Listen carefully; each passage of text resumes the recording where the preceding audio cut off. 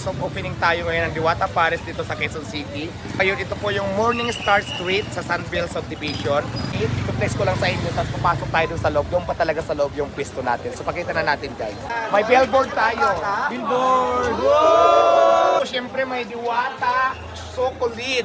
Diwata Hotdog Overload. O, di ba? So, meron din tayong Diwata Family Chicken. So, ito ang Diwata Spaghetti Overload. Wow. So, ayan.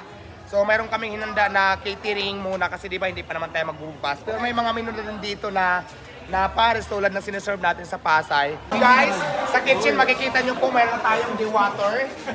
So, ito na po yung mga lutuan natin ng mga sabaw. Puro stainless po yan lahat. Talagang ginastusan po namin. So, cashier natin, systematic na tayo. Meron na tayong POS. So, ayan, pinakita ko lang sa inyo yung itsura ng Diwata Pares Overload dito sa Quezon City na talaga namang pinaganda namin, mas in-improve, mas pinalinis.